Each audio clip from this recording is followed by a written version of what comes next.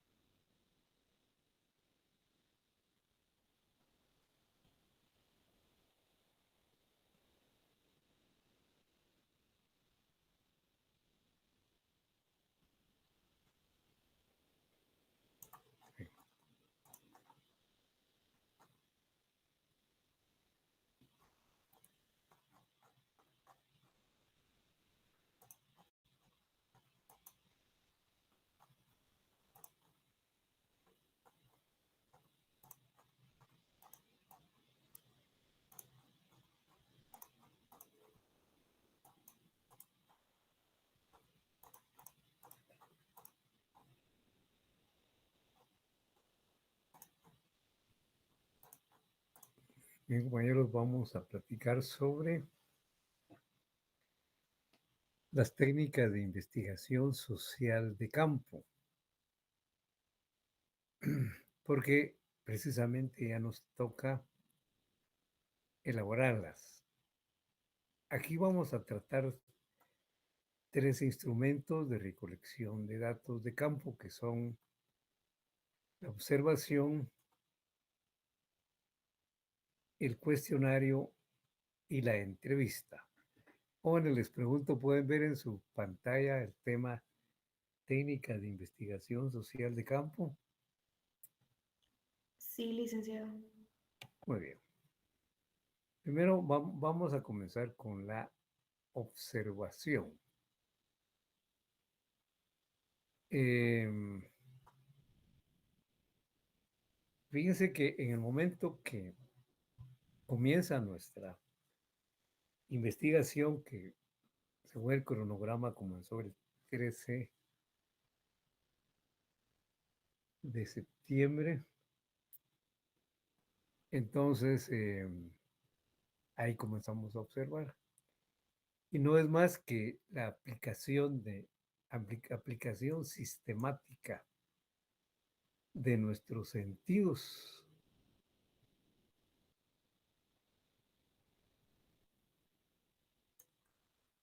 a un aspecto que se quiere estudiar de la realidad.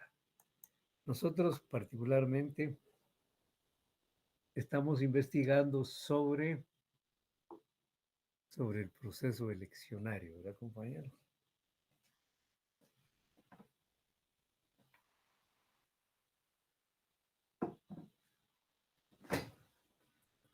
Ahora, bien, entonces, em, como es algo que nosotros estamos viviendo, es algo que también tenemos que observar constantemente. Entonces, eso lo tenemos que registrar porque no todo se nos queda en la memoria, ¿verdad, compañero? Todo lo que vemos, oímos, tenemos que registrarlo porque se olvida. Y puede ser cosas importantes, pero que ya cuando queremos redactarlo ya no nos acordamos. Entonces hay que registrar nuestras observaciones. Y para ello, pues existen instrumentos auxiliares de la investigación. Vamos a hablar de algunos de ellos. Miren, pues, jóvenes. Fíjense que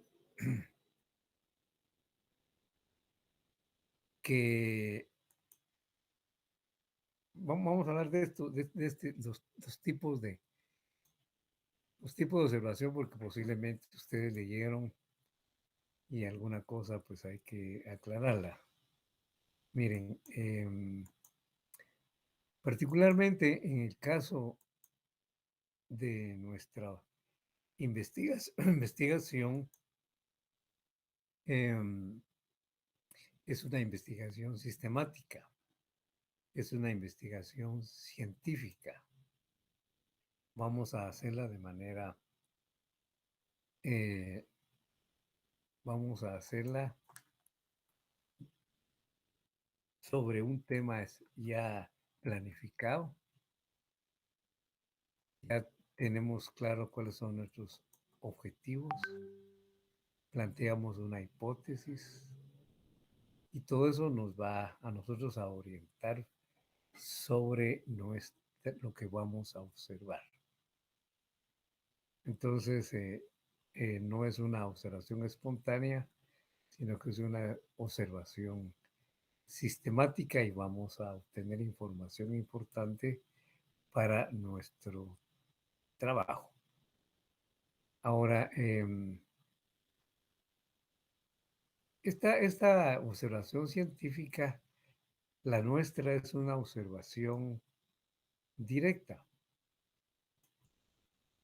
Fíjense que, bueno, sobre todo lo que está sucediendo a partir del 13 en adelante es una observación directa porque todos los días sucede algo respecto del tema electoral. Siempre hay noticias al respecto y debemos de ir registrándolas. Y eso lo vamos a trasladar para nuestro informe.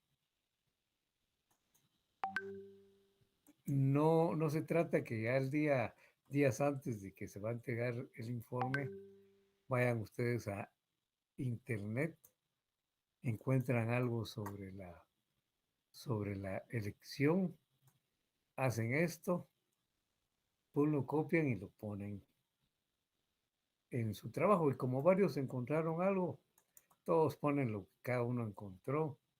No hay una coordinación con lo que puso uno y con lo que puso el otro.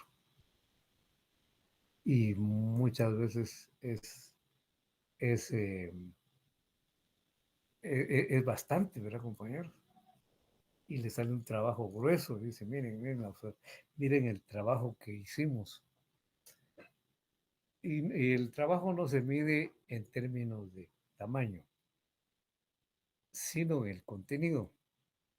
Yo prefiero un trabajo pequeño, pero que ustedes lo hayan redactado producto de sus observaciones. Por supuesto, hay una parte importante que ya había información al respecto desde cuando comenzaron ustedes el trabajo, pero pueden ustedes buscar la información, una información cronológica muy parecida a la que yo hice. La información ahí no está un evento en una parte, otro evento en otra parte. Si, por ejemplo, sobre la segunda vuelta hablan antes y después hablan sobre la primera, ¿no? Lleva un orden, lleva un orden, ¿verdad, compañeros? Y a veces no se presenta así. Y ahora, si hay algunas cuestiones que hay que definir, como vamos a ver más adelante, y a veces hay que ponerlas de manera literal. Y cuando se ponen de manera literal, hay que utilizar las citas, las citas en el texto. Esta es una cita en el texto. Mire, la idea se obtuvo de la obra de estos autores. Se le llama cita parentética. Solo se ponen los apellidos y la fecha de la obra. Los apellidos de los autores y la fecha de la obra. Ahora miren, jóvenes, como la página 221. Miren, pues aprovechando esto, miren pues compañero. Página 221. Si ustedes tuvieran su libro ahí, página 221.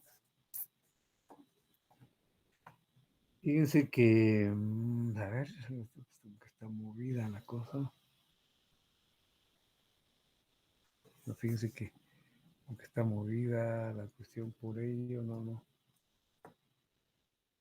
No es la 207. Aquí es la 207, vamos a ver. Miren pues compañeros. Al final de la 207, ustedes abren su libro y quiero que por favor lo abran. Miren, pues esta es una cita parentética. Aquí se escribió de manera no literal, sino parafraseada las ideas de los autores.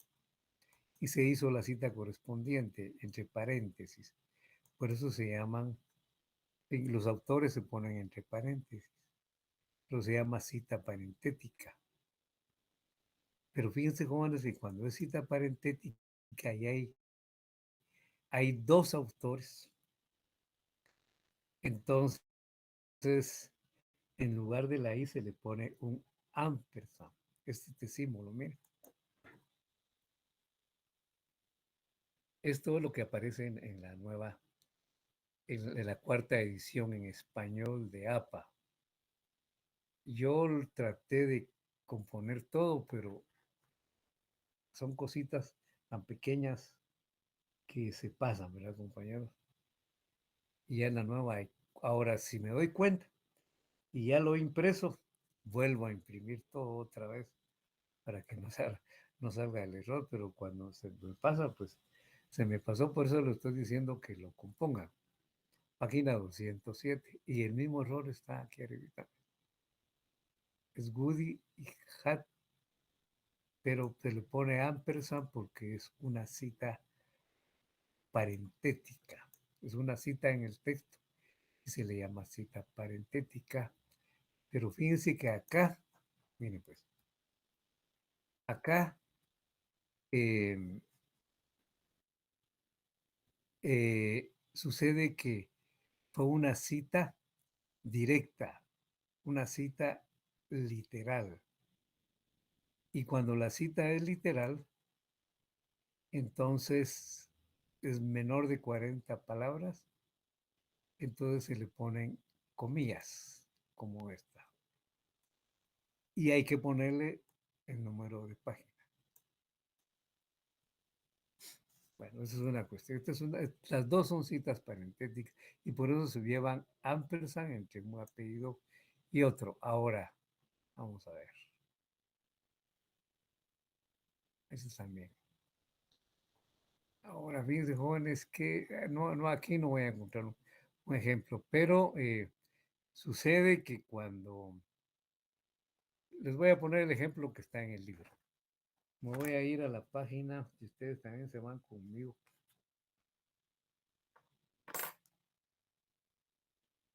Ustedes se van conmigo.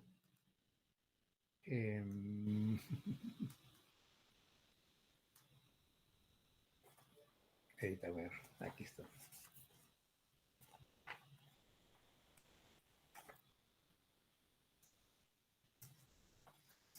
Vamos a ver, compañeros.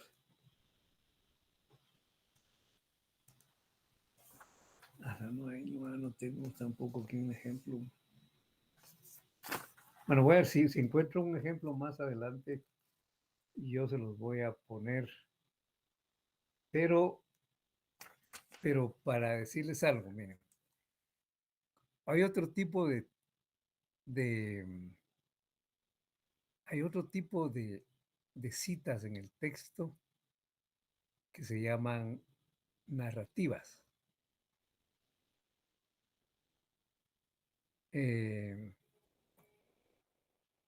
las narrativas se redactan más o menos de la siguiente manera. Por ejemplo, este párrafo. Goody y Hat al respecto de la observación opinan lo siguiente. Goody y Hat. Bueno, se lo voy a poner aquí para hacer más todavía más. Good, Hat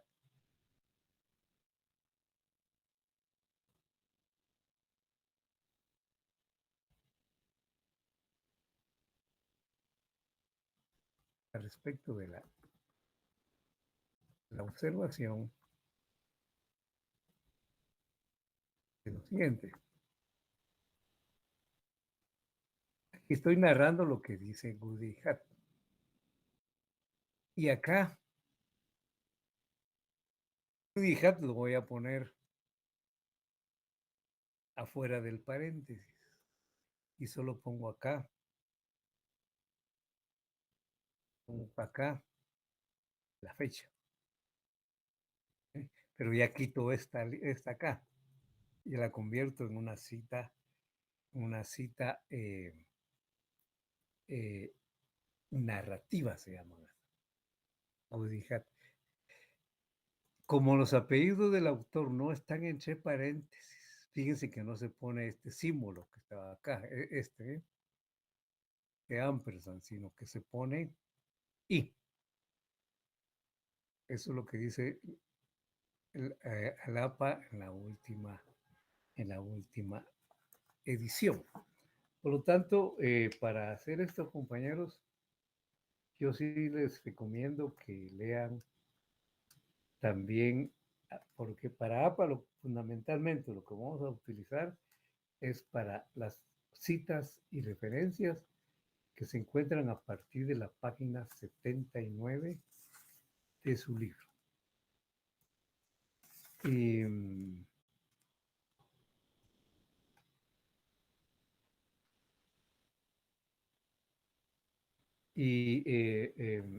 aquí van a encontrar esto, por ejemplo, si vamos a la página 85 está esto que estoy poniendo acá. Miren pues, vamos a la página 85 del libro. No sé si ustedes ya llegaron. y me pasé.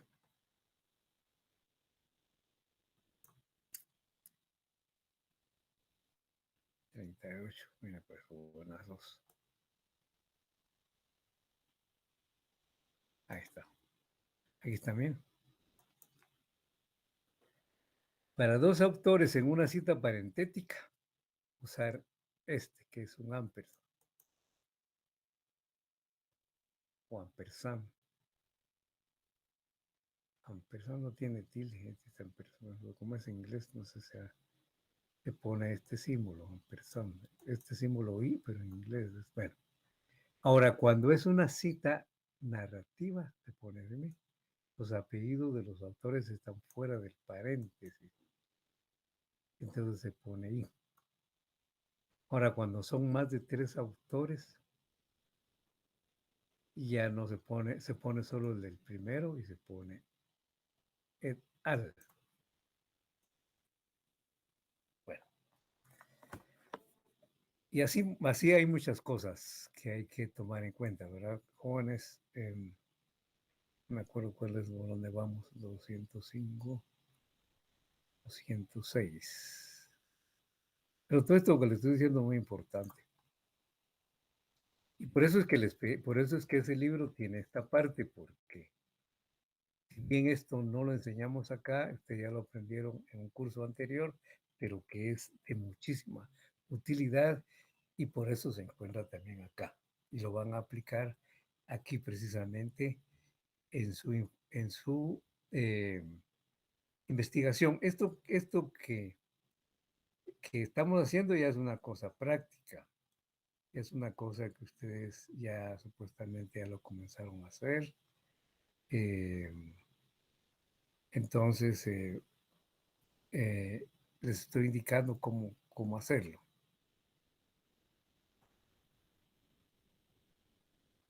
Bien, sigamos, sigamos con el tema de la observación. Esta observación, les decía, es una observación científica. Se basa en un plan, se basa en una hipótesis, se basa en unos objetivos, es sistemática. Bueno, y por otro lado, es una observación, creo que va a haber, es parte de las dos, una observación indirecta porque van a recolectar datos de lo que sucedió antes del 13, van a recolectar datos de lo que sucedió después del 13 y lo que no han podido captar, pues también tienen que buscarlo, ¿verdad? Información que no es solamente lo obtuvieron directamente, sino que lo van a obtener de otros, de otros materiales. Por ejemplo, los periódicos son muy utilizados y ahí se obtiene información actual. Por ejemplo, alguien, cuando alguno del grupo vea la prensa libre, entonces pueden comprarla y dicen, miren, chat, aquí salió esto. Y ahí van a encontrar hasta opiniones muy importantes acerca del evento, ¿verdad, compañero? Yo llevo 2 días de no comprarla, que ahora no estoy suscrito y no he podido salir, he estado bien atareadito. Bueno, por otro lado, fíjese que es una observación estructurada. ¿Por qué se llama estructurada? Pues porque fíjense que dice que es aquella que es realizada cuando se pretende probar una hipótesis o hacer una descripción sistemática de algún fenómeno. Eso es lo que vamos a hacer nosotros. Es por lo tanto una observación estructurada. Yo les decía que, que lo que ustedes observen hay que registrarlo. Por eso la observación tiene varias guías, varios instrumentos auxiliares para registrar lo que se observa. Em, a veces se hacen visitas al campo y cuando uno llega ya uno sabe qué es lo que va a observar. Y por supuesto hay cosas que no las puso, pero ya que le aparecen y hay que ponerlas también. Pero aquí un ejemplo de una visita a una finca.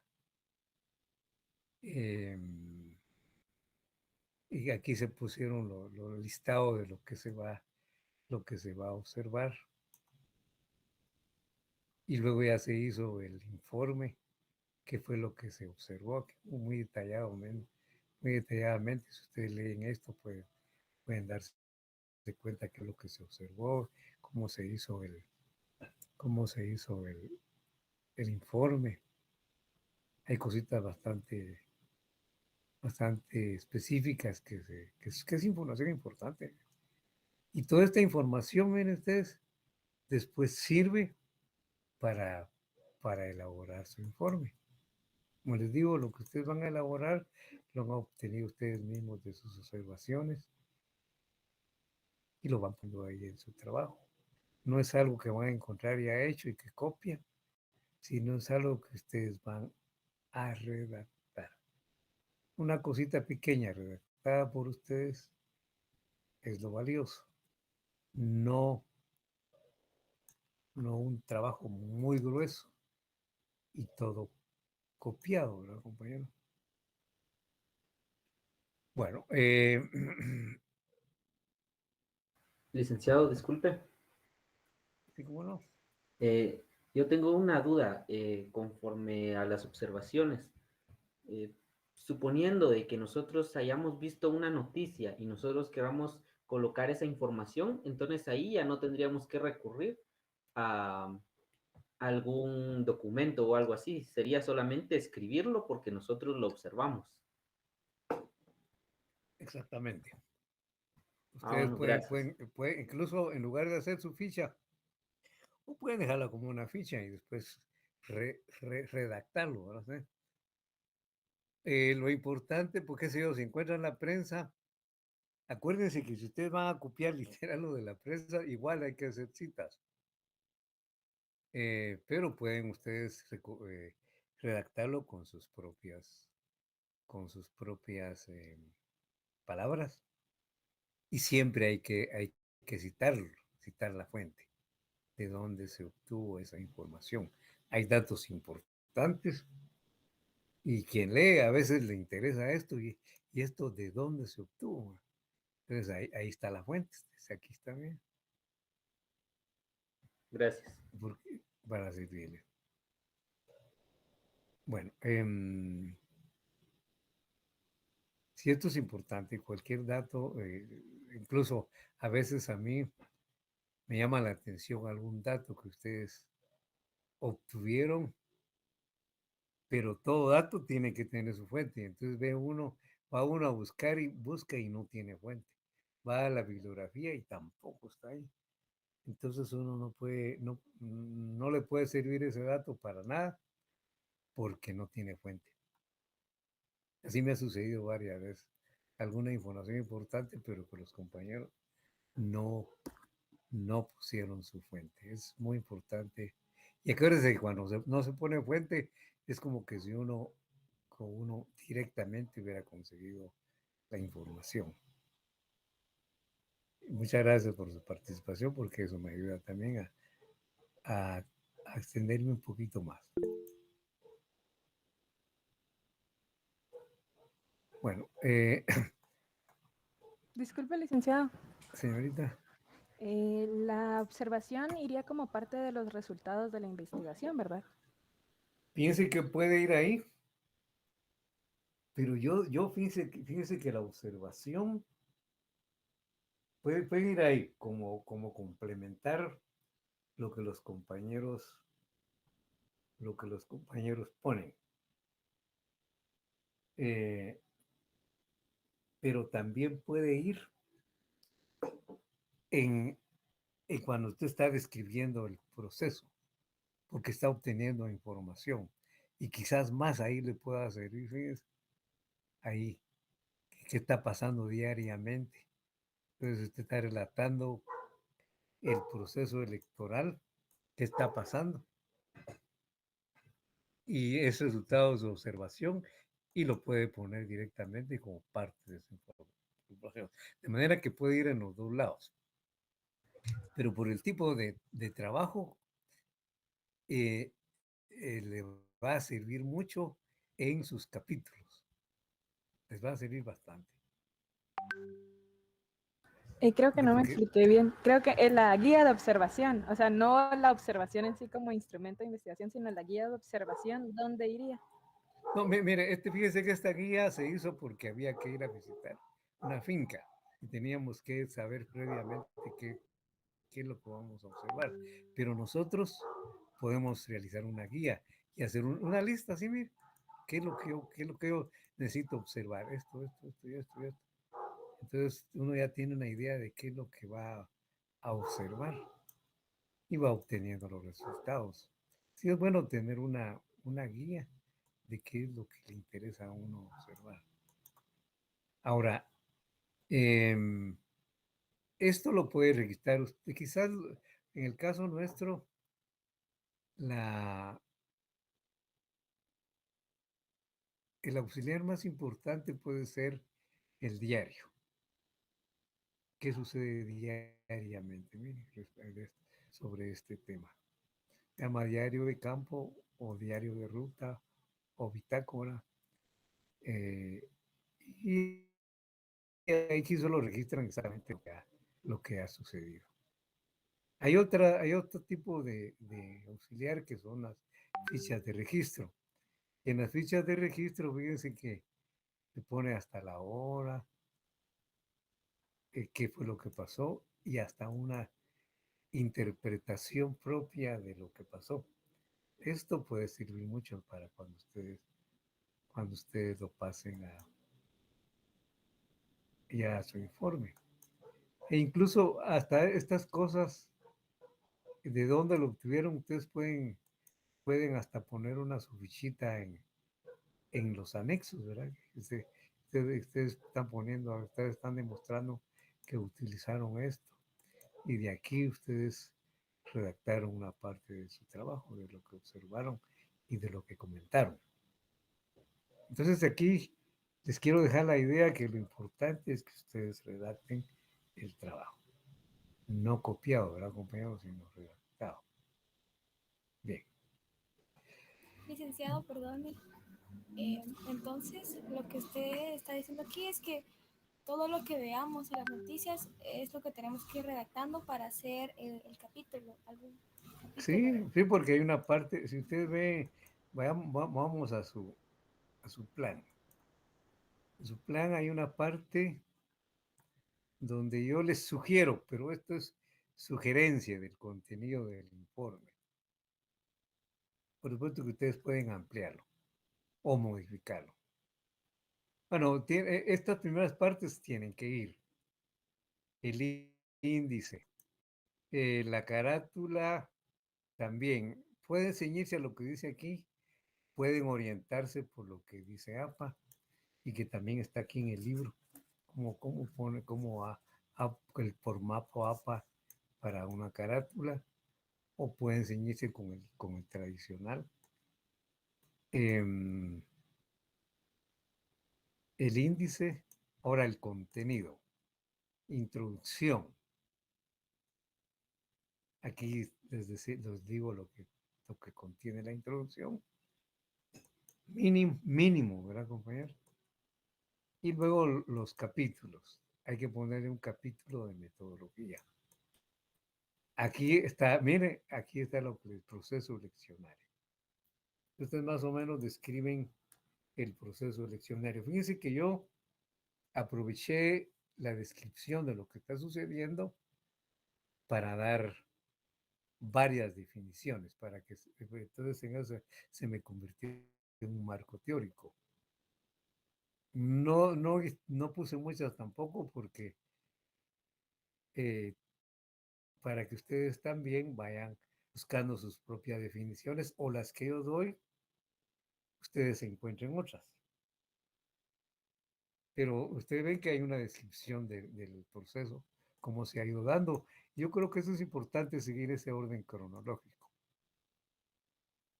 Ese orden cronológico para que ustedes vayan detallando qué pasó y qué efectos ha tenido. Y lo otro, además de lo que ha pasado, ya una interpretación de ustedes, del grupo. Miren, acciones jurídicas para entorpecer. Este segundo capítulo ustedes le pueden dar otro nombre, porque puede ser que algunos no consideren que se están entorpeciendo. Muchos compañeros pueden creer que efectivamente es algo que se debe de hacer, son denuncias que hay que investigar, ¿verdad, compañero? Que las cajas electorales son un indicio, que la cuestión penal abarca la cuestión electoral. Esos son criterios de cada persona. Pero aquí, por ejemplo, hay un nombre. Y aquí ya dan una interpretación ustedes aplicando las leyes, aplicando la Constitución, aplicando criterios sobre cómo, por ejemplo, un allanamiento, una, una orden de suprimir la personería jurídica, qué efectos tiene, cómo se relaciona con las cuestiones de la ley electoral, pueden ponerlo acá, ¿bien? Una interpretación propia de lo que está pasando. Licenciado, perdone, en esta parte del análisis podemos guiarnos entonces de leyes, ley electoral y Sí, partido político. yo diría que principalmente de las leyes y su interpretación. ¿Cómo la interpretan ustedes? Y aquí básicamente es, bueno, las leyes que se han aplicado, que algunas son de carácter penal, eh, la ley electoral, la Constitución, todo el papel que juega la Corte de Constitucionalidad, constitucionalmente y todas las diferentes instancias jurídicas, ¿verdad, compañero? Bueno, sigamos pues, jóvenes. Vamos con... Le decía, miren, aquí hay incluso una interpretación. Esto les puede servir mucho. Esta hoja de registro. Ahora vamos con el cuestionario, compañeros. Miren, pues, el cuestionario es un instrumento también de recolección de datos y se puede aplicar a muchos informantes, a muchos elementos, a muchas unidades estadísticas. Es fácil de tabular, más ahora con los formularios en línea, los formularios Google, ¿verdad, compañeros? Y otro tipo de formularios. Eh, tabulan de una vez las respuestas. Hay una gran ayuda con esto. Entonces, pues esa es la ventaja del cuestionario, ¿no? Antes, antes había que hacerlo todo a pura mano, ¿verdad, compañero? O comprar paquetes, programas de internet para poder tabular los cuestionarios. Entonces, la tecnología pues, es una gran ventaja. Bueno, por otro lado, podemos obtener datos cuantitativos. Es importante saber qué piensa la mayoría, una minoría, etcétera, al respecto de esto. Ahora, fíjense, compañeros, que las preguntas del cuestionario tienen que estar relacionadas con su plan, específicamente con los objetivos y con la hipótesis. Yo diría que principalmente, en este tipo de investigación, principalmente con la hipótesis. Miren, por ejemplo,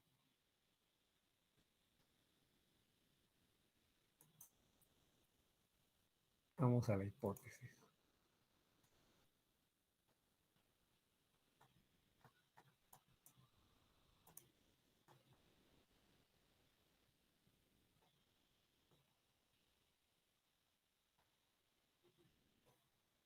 Los objetivos también están muy relacionados con la hipótesis.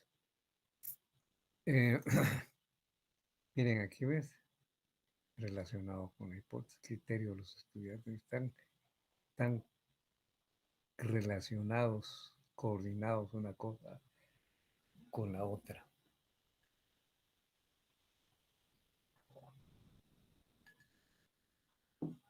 Entonces, mire, Juan, mire lo que dice aquí. La judicialización política del proceso eleccionario en Guatemala ocasiona, entonces, esta primera enunciado constituye una variable independiente. Y hay que tratar de investigar sobre esta variable. ¿Qué es eso de judicialización política? Y ahí, en el marco teórico que yo les planteé, hay una definición. Por supuesto que ustedes pueden encontrar otras más amplias. Ahí dice más o menos lo siguiente, que es la aplicación de medidas y leyes, normas jurídicas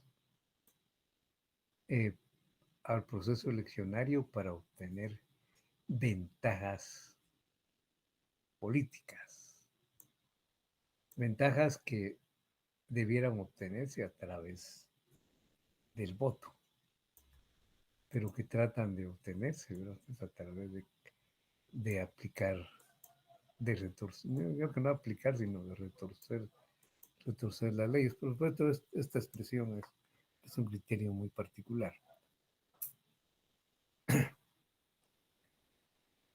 Entonces, aquí podemos incluso señalar algunas de las medidas, de estas medidas, esa aplicación de leyes que han influido yo diría que en alterar o tratar de alterar los resultados del proceso eleccionario. Hay una serie de medidas, todo eso nos puede servir para plantear nuestras preguntas. Aquí habla también de proceso eleccionario. ¿Qué es el proceso eleccionario? Todo esto, la hipótesis nos sirve a nosotros de una guía para nuestro trabajo. Ahora dice, mira, esto ocasiona un debilitamiento institucional. Ha debilitado el funcionamiento de las instituciones y de las leyes también, fíjense, bueno, y de las leyes.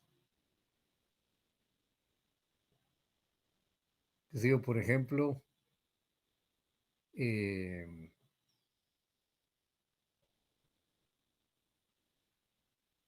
como el Tribunal Supremo no suspendió al partido Movimiento Semilla, pues se les amenazó también de capturar a los miembros del Tribunal Supremo. Un magistrado tuvo que abandonar el país. Otros amenazaron con eso un poquito antes de la segunda vuelta. Todas estas cuestiones son cuestiones, son indicadores de que hay un debilitamiento institucional.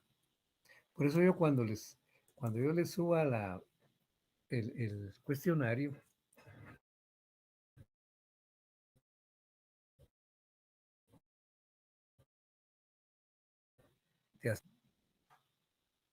que tienen que los va a orientar para hacer las preguntas, para que no estemos dispersas.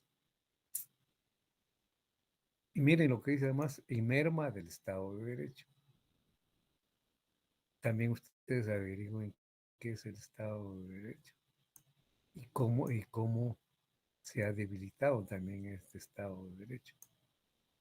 Hay impunidad, las leyes no se cumplen, las leyes se violan. Todo eso debilita el Estado de Derecho. ¿Y qué medidas se han aplicado, ¿verdad? Hay medidas que van contra lo que dice la ley electoral. Entonces ahí pueden ustedes encontrar algunos aspectos algunas medidas del Ministerio Público van contra lo que dicta la ley electoral. Bueno, sigamos, por ejemplo, lo de la custodia de las urnas, ¿verdad, compañeros? Esto corresponde al tribunal y a las juntas receptoras de votos, por ejemplo.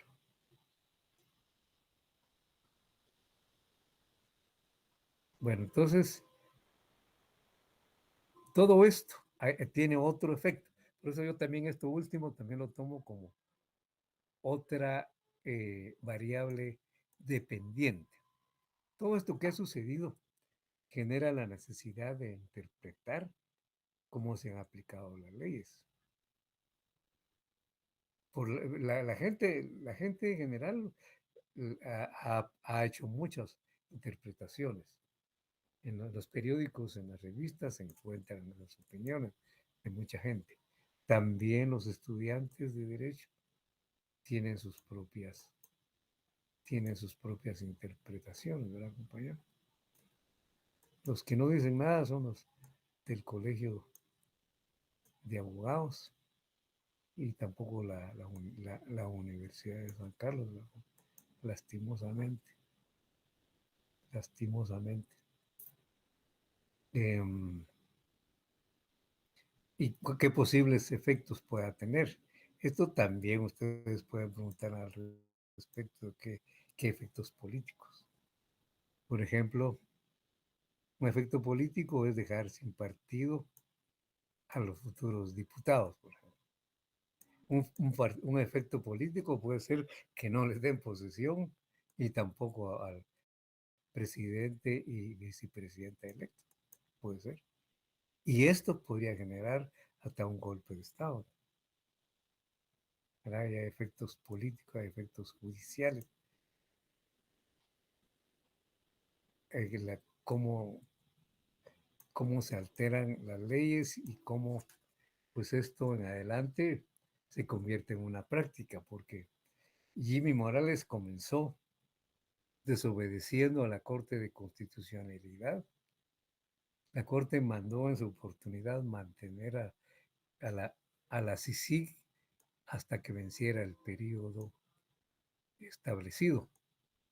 Sin embargo, el presidente de esa época la declaró non grata y ya no dejó entrar al, al- al- al coordinador general de la CICIG, no, al jefe de la CICIG. Y a partir de ahí ven ustedes cómo se han alterado las leyes. No se ha renovado una Corte Suprema de Justicia ya durante 2 periodos, etcétera. Todo eso, miren ustedes, altera todas las cuestiones, las leyes. Y tiene, por supuesto, efectos sociales. Mucha gente está descontenta, comenzaron ya protestas, etcétera. Bueno, todo esto, jóvenes, pues, todo esto les va a servir a ustedes para formular sus preguntas.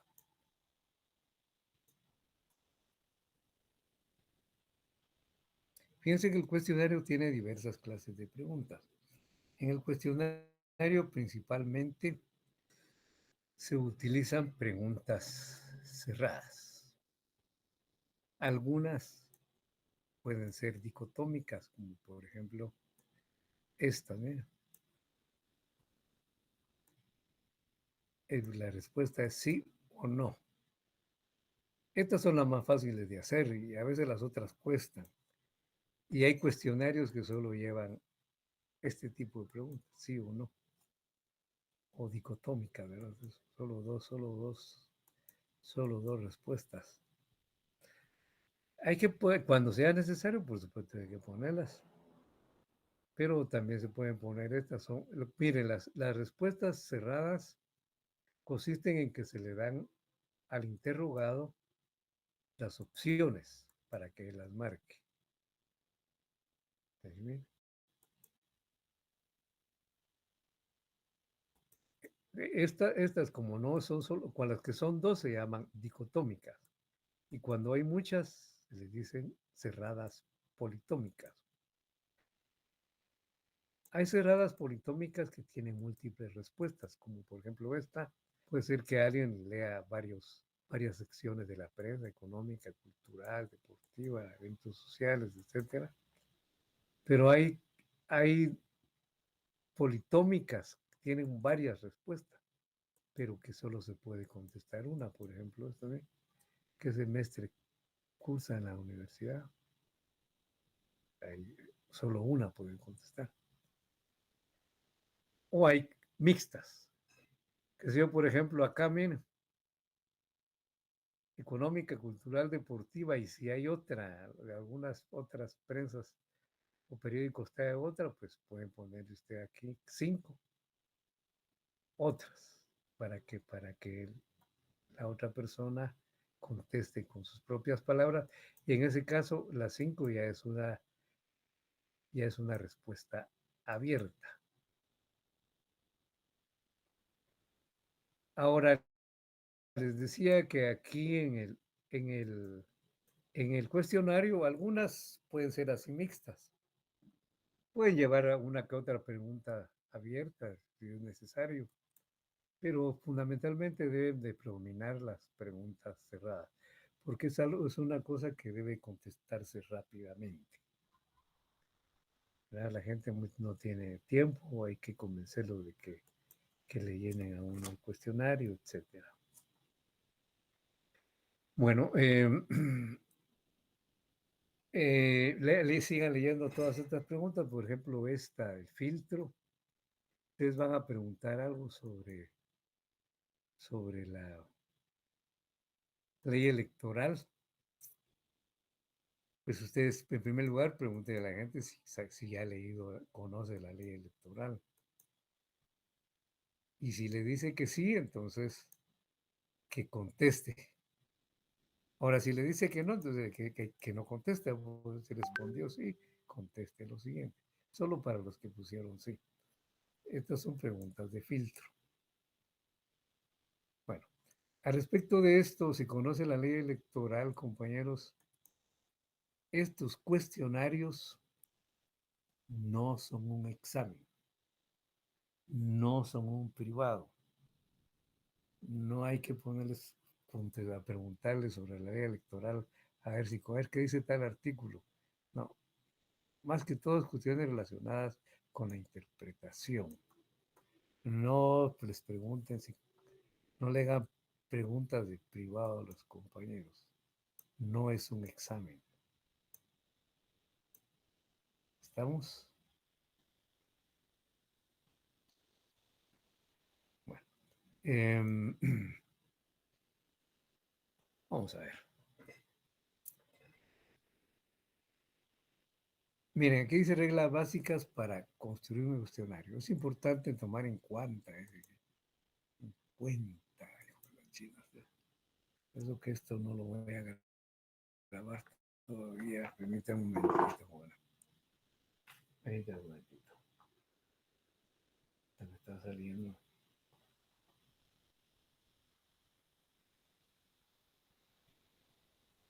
Por ahí había otra, no me acuerdo cuál es.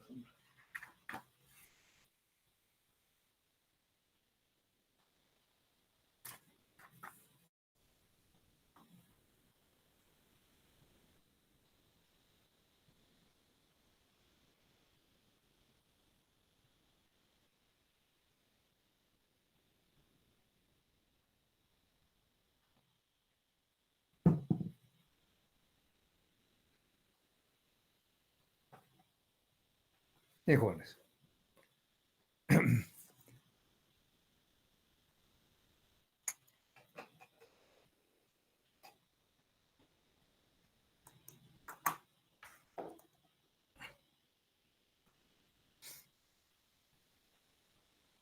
Miren, pues, compañeros,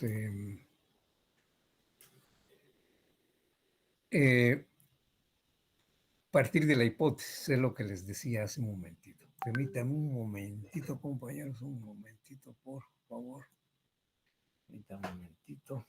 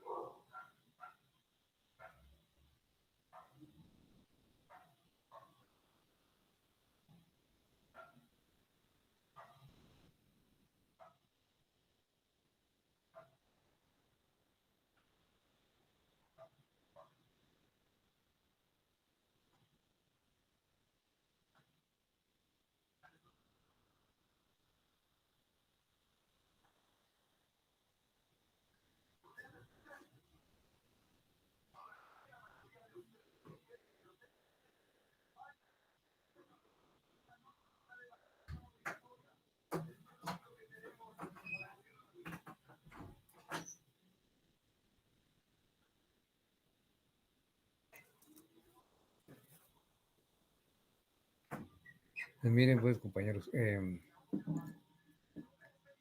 les decía, como hace un momento, les decía, jóvenes, que hay que partir de la hipótesis, como acabamos de comentar. Yo me detuve bastante. Luego, miren, compañeros, hay que indicarles que este es un cuestionario que es parte de, es académico, ¿verdad? Una actividad académica. Hay que tratar de que el cuestionario se presente de una manera impersonal, que no es comprometedor de ninguna manera, no nos interesa para nada quién lo contestó, sino lo que contestan todos, no cada uno. Eso sí es importante, porque mucha gente pues no contestan cuestionarios tan fácil. Sobre todo los abogados es muy difícil que les contesten un cuestionario, y sobre todo en las circunstancias actuales, ¿no? Entonces, de la universidad. Entonces, los estudiantes no tienen más libertad y, y no hay que poner ahí nombre de ningún quién le van a pasar el cuestionario. ¿Verdad? Incluso a las entrevistas también, en lugar de ponerle nombre, ustedes pueden guardarlo ahí. Pueden, si la gente lo permite, pueden hacerlo. Pero ustedes en su informe pueden, en lugar de poner el nombre de la persona que entrevistaron, ponen entrevistado número 1, entrevistado número 2, entrevistado número 3.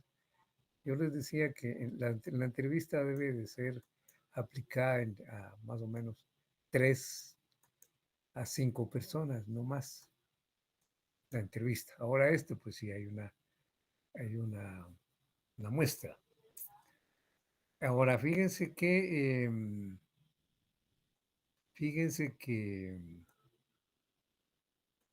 bueno, incluso hay algunos que piden hasta una carta que efectivamente y tienen licencia ustedes para poder aplicar el cuestionario, pues sí, si hay una carta, también con mucho gusto se les puede hacer.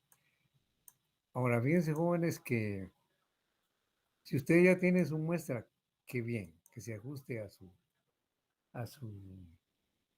población,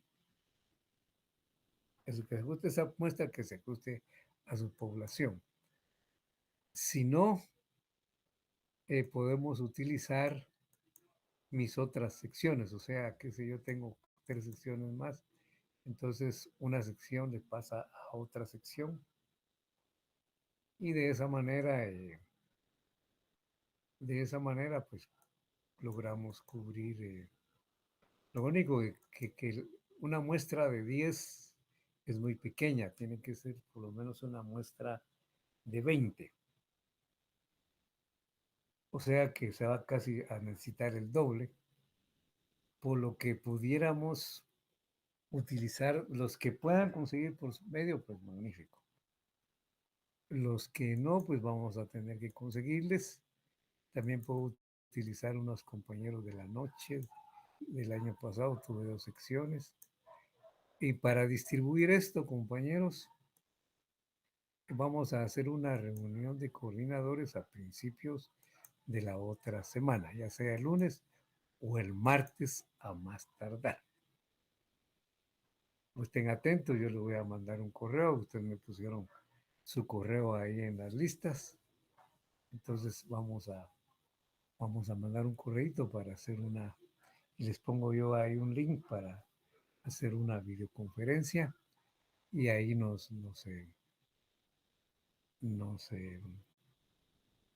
comunicamos y ustedes a su vez, los coordinadores, se comunican con sus estudiantes. Entonces así vamos a trabajar, compañeros, y vamos a platicarles un poquito sobre la entrevista. Fíjense que en la entrevista lo que vamos a recoger son básicamente criterios, puntos de vista, información amplia. Es decir, información de manera amplia y abierta. Entonces se necesita una relación entre el entrevistador y el entrevistado. Aquí, en una entrevista, lo mejor es por teléfono, eh, por una videoconferencia, personalmente,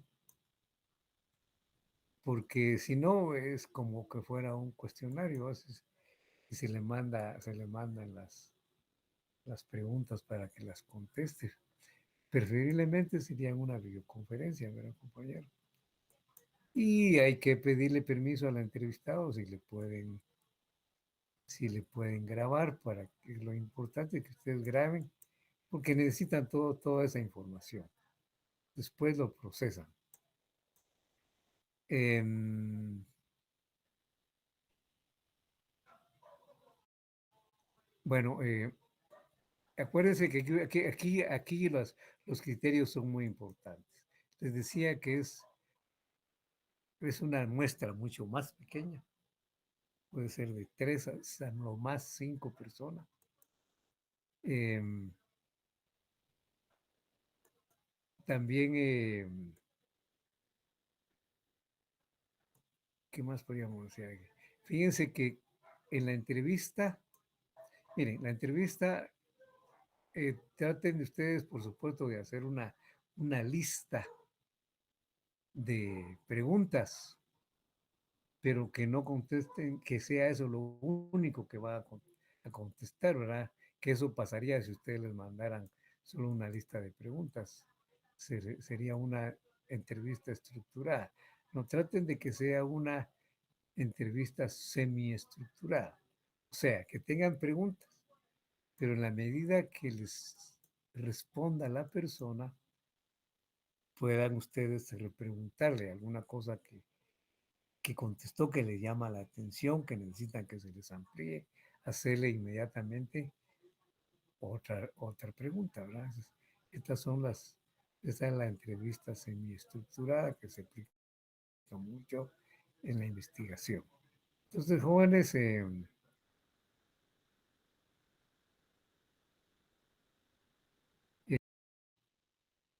para elaborar y para entrevistar,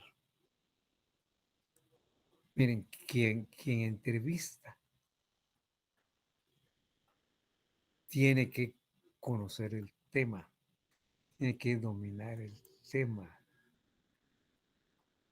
Ustedes van a preguntarles sobre la aplicación de la ley, de las leyes y, y su relación con la ley electoral y de partidos políticos. Pues necesariamente tienen que conocer la ley, compañeros. O sea, ustedes tienen que saber del tema. Si no, no pueden entrevistar, compañero. Porque ustedes incluso van a repreguntar, pero sí lo tiene que hacer la persona que conoce el tema. Quien no lo conoce, no puede entrevistar. Eso es una desventaja eh, de la entrevista, que quien la realiza debe ser una persona que conozca el tema. Solo así puede volver a repreguntar y también para redactar lo que las personas contestaron al respecto. Las respuestas de la entrevista se van colocando según el tema, según las variables de la hipótesis. ¿Qué qué le, qué le contestaron al respecto de, del debilitamiento institucional? Pues donde también, por ejemplo, pusieron las respuestas del cuestionario, ahí también ponen ustedes las respuestas de la entrevista, solo que ya ampliada, ¿verdad? Tantos dicen que sí hay, tantas personas dijeron que sí hay debilitamiento institucional. Y fulano de tal, entrevistado número 1, opina que la institución que se ha debilitado más es el registro de ciudadanos, por ejemplo, porque tuvo que acceder a las presiones y desconoció la personería jurídica de Movimiento Semilla, o, des- o, o suprimió la inscripción del, del partido político. Hay que usar la terminología también más adecuada al respecto. Bueno, jóvenes, yo diría que esto es lo más importante. Si tienen algo que preguntar, por favor, háganlo.